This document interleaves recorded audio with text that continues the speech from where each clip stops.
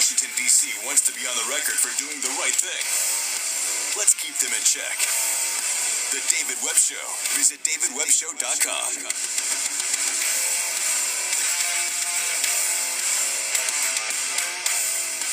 She's just trying to save America. That's it. Just trying to save America. Blind conceit, politics, policy, racial polarization. How do we move forward to save America? How do we get past the typical players in the game out there that want us to stay rooted in the arguments but not look at the solutions? Well, Star Parker's doing her best, and she is a star in her own right, not just a name. How are you, Star? I'm doing good, my friend, and I am trying.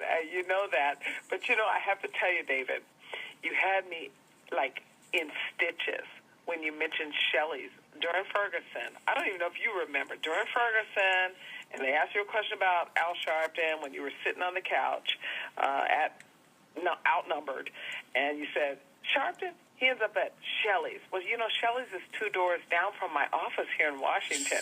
That's what he does after he leaves. And then you mentioned Del Frisco's, which is like where I hang out. So now one of my friends who saw you saying that, every time we go, he's like, I'm looking for Al Sharpton.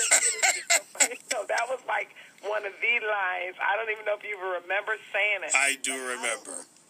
How we move is exactly what you said. These guys are racially polarizing us, keeping us separated so that they can hang out at either Shelley's and or Del Frisco's. Well, and let's add the full context of Shelley's back room in D.C.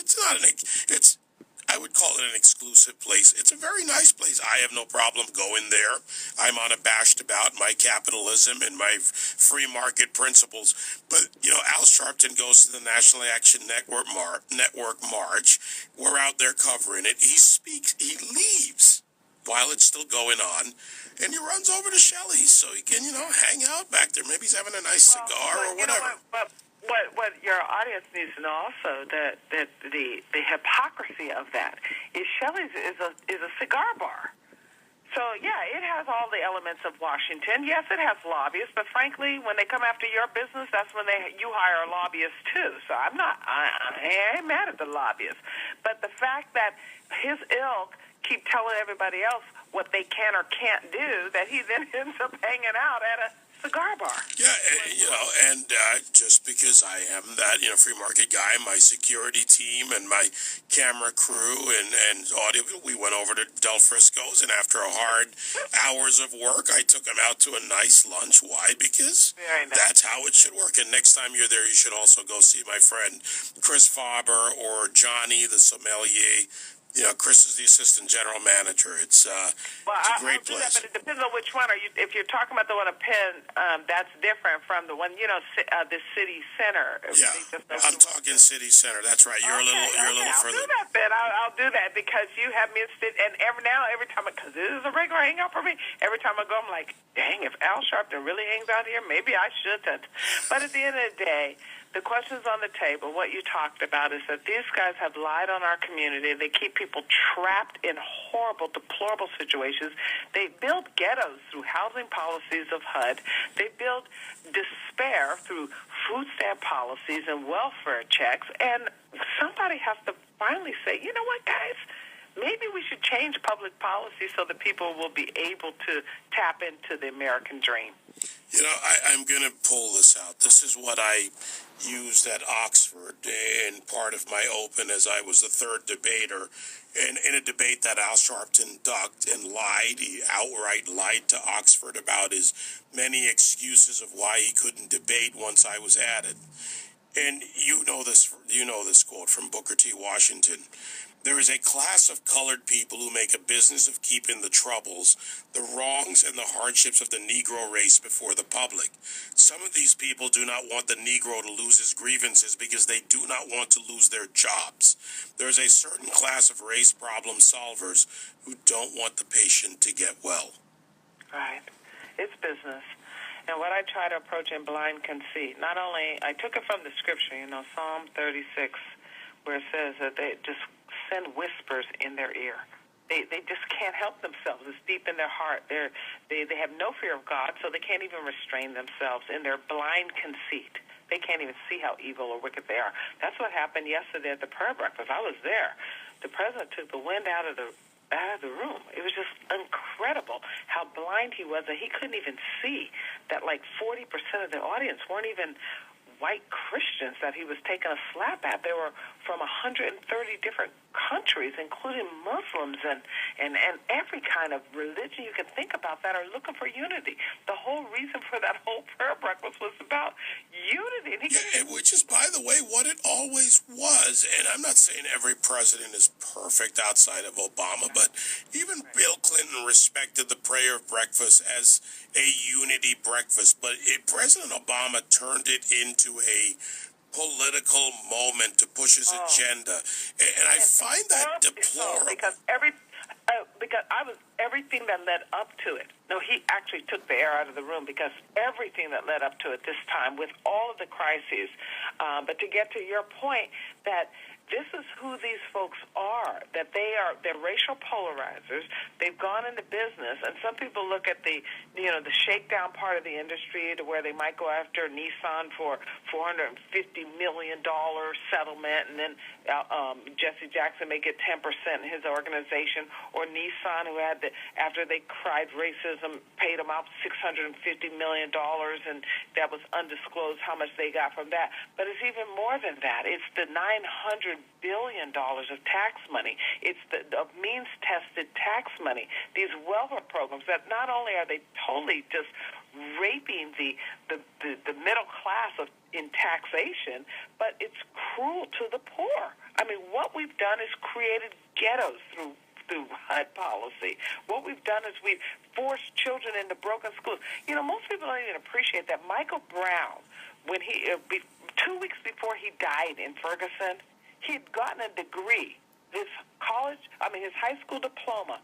His high school diploma was from a school that had lost its accreditation, and that the left, Al Sharp, the rest, they're the ones fighting school choice. We've been trying to get school choice in that St. Louis area and the Kansas City area for years. When I say we, not just me at CURE, urbancure.org, but many school choice that believe that money should follow children to the schools the parents want. For years. We're talking maybe 30 years now. And yet we see the explosion in Ferguson, and all they want to do is blame somebody else for their problems, and his degree was worthless because that school had lost its accreditation. He grows up in the epitome of the welfare state. Your family's in disarray, your community's in disarray, your schools are union-controlled and government-subsidized, and I'd be kind of mad, too, and then you want to blame somebody else. We have to solve this, and one way we're going to solve it is not only to expose it, which is what you do, but then to start putting forth real answers, and that's what I'm trying to do in Blind Conceit, is to say, let's answer these questions, guys, so we don't keep ending up right back here again. One of the things that often gets put aside in the Star, and by many out there on both sides of the argument, is we want to ignore, and I say we in the general sense, not you and I. People want to ignore the complexity of dealing with this. It's not an either or a one-off proposition. You don't fix it with just one thing. There's you and I have talked about this. There's family, there's education, there's culture, there's the realities of proper policing, lowering crime and jobs. How we build a solid society is when we have as many of the cylinders in the engine working properly. Right.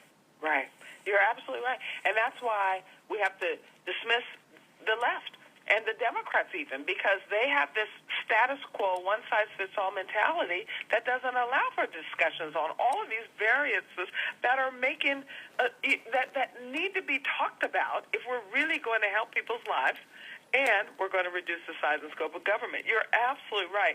I work here in Washington. You know that. I'm running CURE. We're trying to find market-based solutions to fight poverty.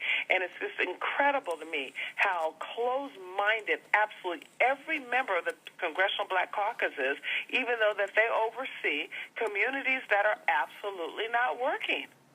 How do they keep this going? And yet when any new idea comes to the table, you say, we're going to dismiss that because white people might like that idea. This is madness. It's beyond madness. It's actually deliberate. I wouldn't call it madness. It's deliberate. And again, I go back to Booker T. Washington, those that keep the troubles alive. Because, and in the debate at Oxford, you're right. there was Aaron Dixon, who will be on the show next week at Black Panther, and he went off into the CIA created crack cocaine for the black man. And I'm sitting there going, wow. That argument, although untrue as well, was 50, 40, 30, whatever years ago, 30 years ago for crack, cocaine, much longer than that. But they're stuck in those arguments because they haven't evolved. But society has evolved. What Andrew and you and I and so many others have worked hard to get across, Deneen Borelli, Niger, and taken our platform. And by the way, it doesn't matter whether I've quoted several prominent blacks, but many others. Andrew Breitbart wasn't black, but you think he could dance pretty well, so you never know. But Andrew can move. Yeah. But really, look at it seriously, folks. We win this because all people stand up against bigotry, soft bigotry, hard bigotry, and we look for success because it's not a black community and a white community, Asian community, Hispanic community. It's an American community. Right. Well, that's what I argue in Blind Conceit, and I hope that your listeners will go get it. It's an e-book, so it's a little bit difficult because there's no hard copy for them to say, maybe I should. No, what I need you to just go and just get it from any place that you can buy an e-book online, because what I'm looking at is politics, policy, and racial polarization, and how do we move forward? And one way we know we can move forward is through public policy, because all of the things you just discussed came out of public policy in the 60s. So for 50 years now, we've had this lie of the left sitting on the table that tells people that they are victims of society.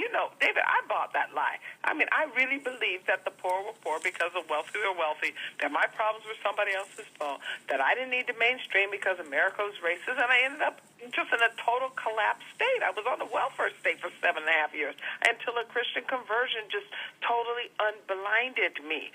So what I do in Blind Conceit is say, look, guys, if we can change public policy, let's dust up the ghetto through some housing reform. Let's make sure that we reform welfare. Here we have another opportunity. Let's give people a stake in America by personal retirement accounts and Social Security. Remember doing welfare reform about now it's been almost 18 years since we've changed that. Then Senator Phil Gramm used to say all the time, he was one of the chief engineers in the Senate to carry the bill. I was consultant at that time, but it just stays in my heart where he used to say, I've never seen a man wash a rented car. And it's certainly true. You don't wash rented cars. You got to have a stake. And so I think the left makes sure that we don't get personal retirement accounts because they really don't want poor people to own America. If you have a stake in America, then you're going to love capitalism. You're not going to be trapped in ghettos and say, I hate my boss. You're part of the community. And they don't like that. That hard left has built out this whole plantation that keeps people dependent, and these Black Caucus members are basically overseers of these plantations to make sure nobody ever escapes.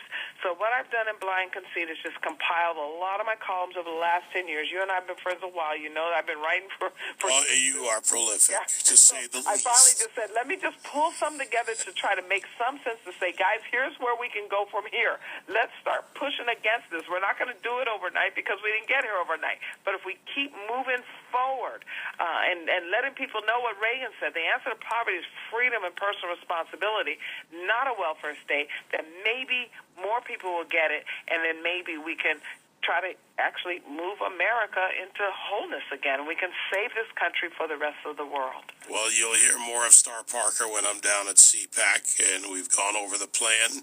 Expect to hear lots from her. She's got nothing to say. Star Parker, great job as always. Look forward to seeing you. Let's go over to Shelley's. I'm going to look for you at Shelley's. Yeah, and hang out and see Big Al. You had us busting from... I'm like, oh, my God. If I had known Al Sharpton hangs out here, maybe I shouldn't in the air. I'm sure he'd love to see you as much as he'd love to see me. He might catch me on his little selfie thing, and next thing you know, you get judged in the court of public opinion. I do enjoy my cabs, you know that. All right, Star Parker, you are amazing. I'll see you soon. I'll see you soon. Thank you so much.